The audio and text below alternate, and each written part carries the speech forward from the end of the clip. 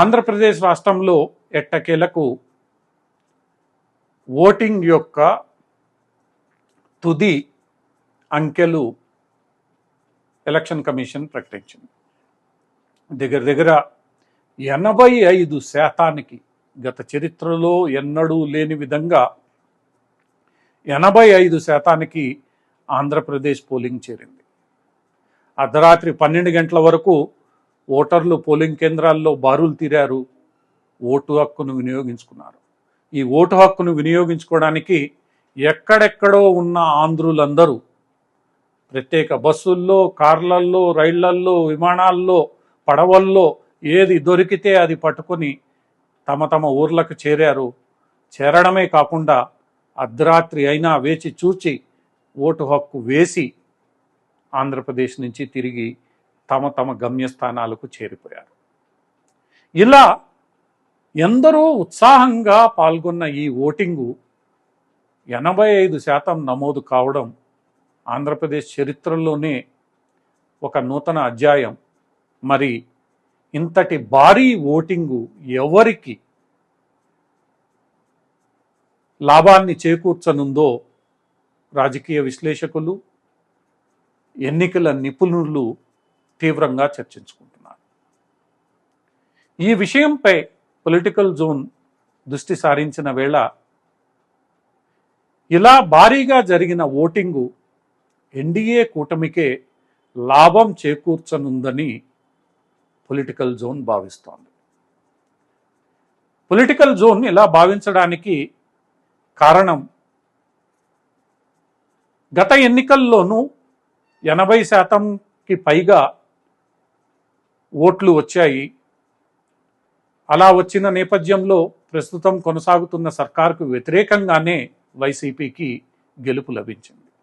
అంటే దాని అర్థం సర్కారుకు వ్యతిరేకత ఉన్నప్పుడే గతంలోనూ పలు రాష్ట్రాల్లోనూ దేశంలోనూ ఇంతటి భారీ స్థాయి ఓటింగ్ నమోదైంది. అది సర్కారుకు వ్యతిరేకంగానే ఫలితాలనిచ్చింది. అంటే ఇక్కడ వైసీపీ సర్కారుకు వ్యతిరేకంగా ఈ ఫలితాలు రావచ్చు అనేది మొదటి అంచనా. గత అనుభవాలను బట్టి పరిశీలిస్తే ఇది పొలిటికల్ జోను అనుకున్న మొదటి అంచనా. ఇక గత ఎన్నికల్లో వైసీపీకి, టీడీపీకి, కూటమికి దగ్గర 35% ఓట్లు బలంగా పడ్డాయి. అవి ఈ రెండు పార్టీలకు చెందిన సాంప్రదాయక ఓట్ బ్యాంక్గా మనం పరిగణించవచ్చు.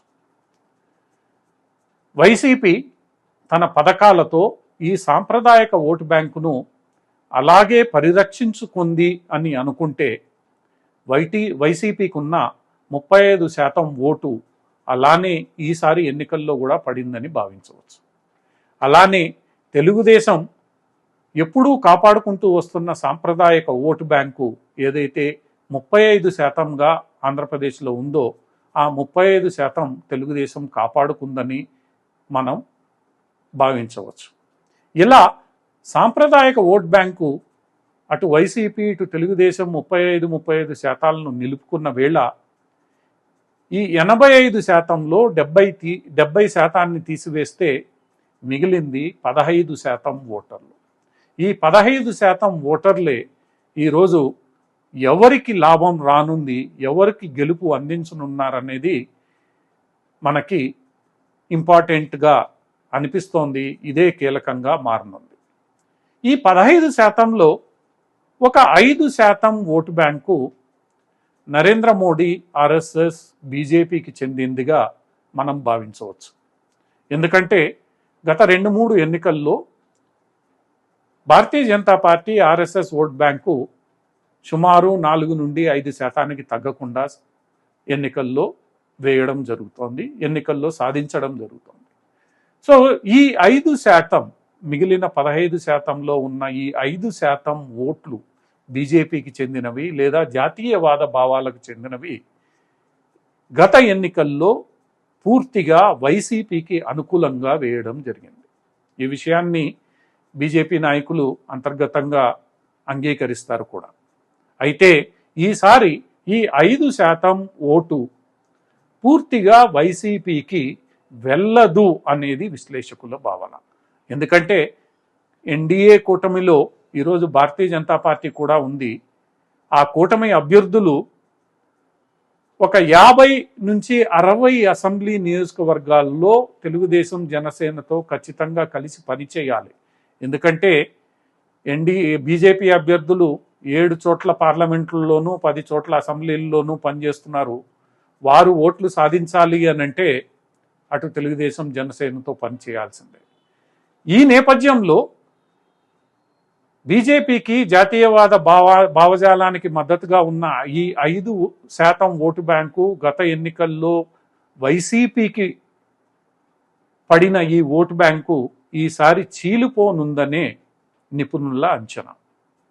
అంటే ఇటీవల వరకు ఆంధ్రప్రదేశ్ ఎన్నికల ప్రచారంలో గమనించినట్లు భారతీయ జనతా పార్టీ కింద స్థాయి నాయకులు పూర్తిగా ఎన్డీఏ కూటమితో కలిసిపోయారనేది స్పష్టంగా ఎక్కడా కనిపించలేదు. ఈ భావనను కూడా పరిగణలోకి తీసుకుంటే ఈ 5% ఓటు బ్యాంకులో కనీసం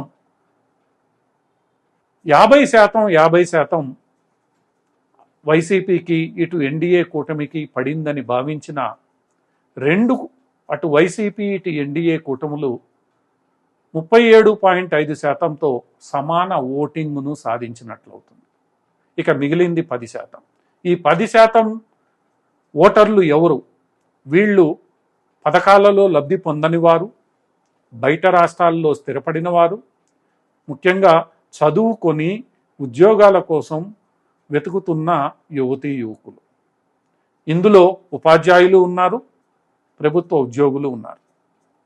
మనకి పోస్టల్ బ్యాలెట్ నాటి నుంచి అందుతున్న సంకేతాల ప్రకారం ఈ 10%కి 10% ఓటర్లు వైసీపీకి ఓటు వేస్తారన్న గ్యారంటీ లేదు. వీరందరూ మెజారిటీ తెలుగుదేశం ఎన్డీఏ కూటమి వైపు మొగ్గు చూపించే అవకాశం ఉందని నిపుణులు, విశ్లేషకులు, సెఫాలజిస్టుల భావన. అంటే 10%లో కనీసం 8% ఖచ్చితంగా ఎన్డీఏ కూటమికి వెళ్ళనుంది. అంటే ఎన్డీఏ కూటమి వైసీపీ కన్నా 8 నుంచి 10% ఎక్కువ మెజారిటీతో ఓటర్లను ఆకట్టుకుంది అని మనం అంచనాకు రావచ్చు. ఈ అంచనాలో 1-2% అటు ఇటు అయినా కూడా కనీసం 5% ఆధిక్యత ఎన్డీఏ కూటమికి ఖచ్చితంగా లభించే అవకాశాలు ఉన్నట్లు మనం అంచనా వేయవచ్చు. ఇటువంటి అంచనా కొంతమేర లాజికల్గా ఆంధ్రప్రదేశ్లో ఉన్న కులాలు, మతాలు, ఇతరత్ర అంశాలను మనము కూర్చుకొని చూసినప్పుడు నిజం కావచ్చనే భావనతో ముందుకు సాగవచ్చు. అదే సందర్భంలో కొందరు ముస్లిం ఓటు బ్యాంకు గురించి మాట్లాడుతున్నారు. అయితే మెజారిటీ ముస్లిముల్లో ఒక భావన అయితే ఉంది. అది వైసీపీ గెలిచిన రేపు బీజేపీతో దొంగచాటుగా పొత్తు పెట్టుకుంటుంది. అదే ఈరోజు చంద్రబాబు మేం బహిరంగంగా పొత్తు పెట్టుకున్నాం, మీకు మేలు చేస్తామని స్పష్టంగా చెప్పాడనేది. అంటే ముస్లిముల్లో కూడా కొంత సందిగ్ధత ఏర్పడింది. ఎందుకంటే వైసీపీకి ఓటు వేసినా అది చివరకు బీజేపీకే లాభిస్తుంది, తెలుగుదేశానికి ఓటం వేసినా చివరకు బీజేపీకే లాభిస్తుంది. ఈ విషయంలో తెలుగుదేశం పారదర్శకతతో ఉంది, వైసీపీ లేదు. మరి ఈ ముస్లిం ఓటర్లు ఎవరికి ఓటు వేయాలి? కాంగ్రెస్కు వేయాలి. మరి ఈ ఓటర్లు కూడా చీలనున్నారు. ఇటువంటి పరిస్థితుల్లో అన్ని గణాంకాలను మనం పూర్తిగా మదింపు వేసుకుంటే ఆంధ్రప్రదేశ్ ఎన్నికల్లో ఎన్డీఏ కూటమికి ఆధిక్యత, అడ్వాంటేజ్ ఉందనే అనిపిస్తుంది.